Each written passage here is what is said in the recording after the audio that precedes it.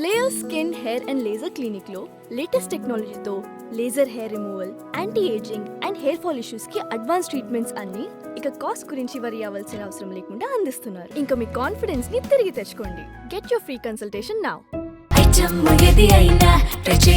ఆచి చికెన్ మసాలా. జగన్ దెబ్బకి ఆ విషయంలో బాబుకు తలనొప్పి.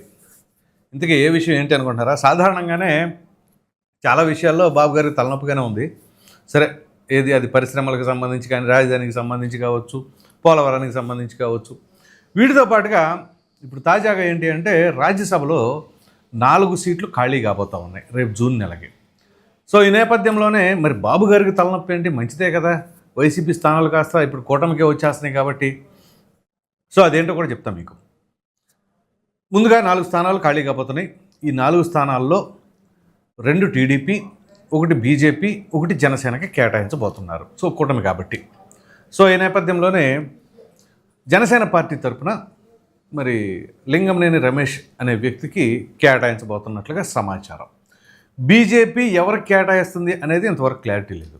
ఇక మిగిలిన 2 తెలుగుదేశం పార్టీ. సో వీళ్ళు ఎవరికి కేటాయించబోతున్నారు? సో ఇక్కడ బాబు గారికి తలనొప్పిగా ఎందుకు ఏంటి అని అంటే, జగన్మోహన్ రెడ్డి అధికారంలో ఉండగా ఈ రాజ్యసభ స్థానాల్లో దాదాపుగా 50% అనుకుంటా బీసీలకే కేటాయించారు. అది ఆర్ కృష్ణయ్య కావచ్చు, మోపిదేవి వెంకటరమణ కావచ్చు, బీదా మస్తాన్ రావు కావచ్చు, పిల్లి సుభాష్ చంద్రబోస్ కావచ్చు.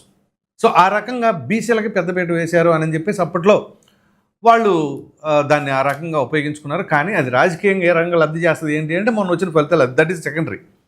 అయితే ఇక్కడ ప్రధానమైన అంశం ఏంటి అంటే, ఇప్పుడు ఆ బీసీలకి ఎవరెవరికైతే ఆయన పదవులు ఇచ్చారో వాళ్ళందరూ ఏ పార్టీకి వెళ్ళిపోయారు, పార్టీలో ఉన్నారా లేరా? దాదాపు అందరూ లేరు. సో అది కూడా వేరే విషయం. ఇప్పుడు ఆర్ కృష్ణయ్య బీజేపీలోకి వెళ్ళిపోయారు, మోపిదేవి వెంకటరమణ తెలుగుదేశం పార్టీలోకి. సో అలా డిఫరెంట్ పార్టీస్లోకి వెళ్ళారు. సో ఇప్పుడు ఏదైతే పరిమళ నత్వాని, సానా సతీష్, ఆళ్ళ అయోధ్య రామిరెడ్డి, పిల్లి సుభాష్ చంద్రబోస్, ఈ 4 స్థానాలు ఖాళీ కాబోతా ఉన్నాయి. సో తెలుగుదేశం పార్టీ తరఫున ఏదైతే సానా సతీష్ ఉన్నారో ఆయనకే మరలా రాజ్యసభ స్థానం కంటిన్యూ చేసేటట్లుగా తెలుగుదేశం పార్టీ దాదాపుగా ఖరారు అయిపోయింది, మరలా ఆయనకే అన్నట్లుగా ఒక వార్తలు వినిపిస్తూ ఉన్నాయి. సో అతను కాపు సామాజిక వర్గానికి సంబంధించిన వ్యక్తి. మరి ఇటు ఆళ్ళ అయోధ్య రామరెడ్డి కావచ్చు, పరిమళ నత్వానికి సంబంధించింది కావచ్చు, పిల్లి సుభాష్ చంద్రబోస్కి సంబంధించింది కావచ్చు, ఇలా ఈ 4 స్థానాల్లో ఇప్పుడు ఒకటి సానా సతీష్కి ఇచ్చేస్తే మరి ఇంకొకటి ఎవరికి ఇవ్వబోతున్నారు? చాలామంది ఆశావాహులు ఎదురు చూస్తూ ఉన్నారు. సాధారణంగా మనం కనుక గమనించినట్లయితే వ్యాపారాలు చేసే వాళ్ళకి ఎక్కువగా వేస్తారు. మామూలుగా అదేంటి, పెద్దల సభ, రాజ్యసభ అంటే సభలన్నింటిలో కూడా పెద్దల సభ. సో ఎంత హుందాతనంగా ఉన్నతంగా ఉండేవాళ్ళు, నాలెడ్జబుల్ పర్సన్స్ అక్కడ వాళ్ళు ఆ ప్రాతినిధ్యం వహిస్తూ ఉంటారు. సో అటువంటి తరుణంలో ఇప్పుడు ఈ రాజ్యసభ స్థానాలకు సంబంధించి ఎవరెవరికి కేటాయించబోతున్నారు? సో బీసీలకు ఏదైతే మేము పెద్దపేట వేసాం అని చెప్పేసి జగన్మోహన్ రెడ్డి గారు అప్పట్లో బాగా చెప్పుకుంటూ వచ్చారు.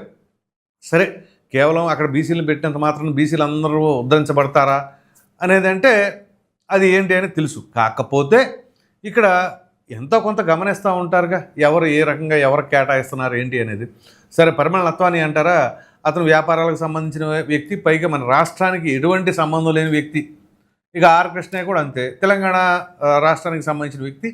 సరే, బీసీల పైన అంత ప్రేమ ఉంటే తీసుకొచ్చేసి మన ఆంధ్రప్రదేశ్లో చాలామంది బీసీలు ఉండగా ఆర్ కృష్ణయ్యకి ఎలా కేటాయించారు? సో అప్పట్లో ఇట్లాంటి విమర్శలన్నీ కూడా వచ్చాయి. సరే, విమర్శలు లేకుండా ఎక్కడ ఏ పని నడవలు. కాకపోతే ఇక్కడ జగన్మోహన్ రెడ్డి అప్పట్లో బీసీలకు ఇవ్వడం, మరి ఇప్పుడు వీళ్ళు అంటే కూటమికి సంబంధించిన వాళ్ళలో ఎంతమంది బీసీలు ఉన్నారు రాజ్యసభ? అందులో ప్రధానంగా మెజారిటీ సీట్స్ అన్నీ కూడా తెలుగుదేశం పార్టీకి ఉంటాయి కాబట్టి వాళ్ళు ఎంతవరకు బీసీలకు ప్రాతినిధ్యం వహించేలాగా ఆయా అభ్యర్థులు ఖరారు చేస్తున్నారు. ఎందుకంటే సాధారణంగానే తెలుగుదేశం పార్టీ ఆవిర్భావం అప్పటి నుంచి కూడా బీసీలే వెన్నెముక అని చెప్పేసి చెబుతూ ఉంటారు. అది కూడా వాస్తవం. సో ఈ నేపథ్యంలోనే బీసీలందరూ కూడా మెజారిటీ పర్సంటేజ్ తెలుగుదేశం పార్టీ వైపు ఉండగా మరి ఇప్పుడు ఈ రాజ్యసభ స్థానాలకు సంబంధించిన దాంట్లో అటువంటి నిర్ణయం తీసుకుంటారా, ఏం చేస్తారు అనేది కూడా చాలామంది రాజకీయ విశ్లేషకులు ఆసక్తిగా ఎదురు చూస్తూ ఉన్నారు. సో ఈ నేపథ్యంలోనే ఆశావాహులు ఎక్కువ ఉన్నారు. కాకపోతే అక్కడ స్థానాలు తక్కువ ఉన్నాయి. మరలా అందులో ఈ సామాజిక సమీకరణాలు వీటన్నిటి నేపథ్యంలోనే ఓ విధంగా చెప్పాలంటే జగన్మోహన్ రెడ్డి అప్పట్లో తీసుకున్న నిర్ణయం, అప్పుడు బీసీలకు కేటాయించడం, ఇవాళ ఈయన బీసీలకి ఇవ్వక తప్పదా, అనివార్యమా? ఎందుకంటే మీకు ఒక బెస్ట్ ఎగ్జాంపుల్ చెప్తాను. మామూలుగా జగన్మోహన్ రెడ్డి అధికారంలోకి రాకముందు వరకు కూడా మహిళా హోమ్ మినిస్టర్లు మన ఆంధ్రప్రదేశ్కి లేరు. సో అఫ్కోర్స్ అప్పుడు రాజశేఖర రెడ్డి గారు ఉండగా సబితా ఇంద్రారెడ్డి గారిని ఉమ్మడి ఆంధ్రప్రదేశ్ మీద చేశారు. ఆ తదుపరి జగన్మోహన్ రెడ్డి అధికారంలోకి వచ్చిన తర్వాత మహిళలకి, దళిత మహిళకి హోమ్ మినిస్టర్ ఇవ్వడం అనేది మేకతోటి సుచరిత, ఆ తర్వాత తానేటి వనిత. ఆ తర్వాత కదా మన కూటమి అధికారంలోకి వచ్చిన తర్వాత వంగలపూడి అనిత గారికి ఇచ్చింది. సేమ్ అట్లాగే ఎస్సీ సామాజిక వర్గం మహిళ అని చెప్పేసి. సో అది ఒక ట్రెండ్ లాగా అప్పుడు కంటిన్యూ అయింది. సో అదే ఇప్పుడు చంద్రబాబు నాయుడు గారు కూడా కంటిన్యూ చేస్తూ ఉన్నారు. సరే మంచి అన్నప్పుడు ఫాలో అవ్వడం తప్పే ఉంటుందిలే, కానీ ఇప్పుడు అదే తరహాలో ఈ రాజ్యసభ స్థానాలకి సంబంధించిన దాంట్లో బీసీలకు ఏమైనా కేటాయించబోతున్నారా ఏంటి అనేది చాలామంది ఆసక్తిగా ఎదురు చూస్తున్నారు. మరి ఈ నేపథ్యంలోనే బీసీలకు సంబంధించి ఒకవేళ కేటాయించవలసి వస్తే ఆ రైట్ పర్సన్ ఎవరు అనేది కూడా ఆలోచన చేస్తూ ఉంటారు కదా. సో మొత్తం మీద ఇప్పుడు ఈ రాజ్యసభ స్థానాలకు సంబంధించి జూన్ వరకు సమయం ఉంది కాబట్టి ఈలోపు ఎవరికి కేటాయిస్తారు ఏంటి అని చెప్పేసి కూడా ఎదురు చూస్తూ ఉన్నారు. ఇక్కడ విచిత్రంగా ఇంకొక పేరు వస్తుంది, వంగవీటి రాధ. ఆయన కూడా రాజ్యసభ స్థానానికి ఆయన పంపించేలాగా ఉన్నారు అనే ఆలోచన కూడా చేస్తున్నారు అన్నట్లుగా ఎదురు చూస్తున్నారు. ఒకవేళ ఆ నిర్ణయం కనుక తీసుకున్నట్లయితే వంగవీటి రాధాని కనుక తెలుగుదేశం పార్టీ తరఫున రాజ్యసభ ఎంపీకి కేటాయించినట్లయితే అది తెలుగుదేశం పార్టీకి మంచి పాజిటివ్గానే ఉంటుంది. సరే అది ఎంతవరకు పాసిబిలిటీ ఉంటుందా ఏంటో అధిష్టానం ఎవరు నిర్ణయిస్తుందో దట్ ఈస్ సెకండరీ.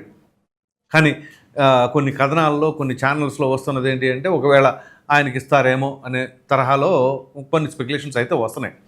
సో ఇలా ఇక్కడ సామాజిక సమీకరణాలు అనేవి చాలా కీలకమైన పాత్ర పోషిస్తూ ఉంటాయి. ఈ నేపథ్యంలోనే మరి ఈ రాజ్యసభ స్థానాలకు సంబంధించి ఆశావాహులు అనేక సామాజిక వర్గాలు ఎదురు చూస్తూ ఉన్నారు. మరి అల్టిమేట్గా అధిష్టానం ఎవరు నిర్ణయం తీసుకొని ఎవరిని పంపిస్తారో ఏంటి అనేది తెలియాలి అంటే మరికొంత సమయం వేచి చూడాలి. మరి మీరు ఎవరిని పంపిస్తే బాగుంటుందని అనుకుంటున్నారో ఖచ్చితంగా కామెంట్ రూపంలో తెలియచేయండి. Thank you.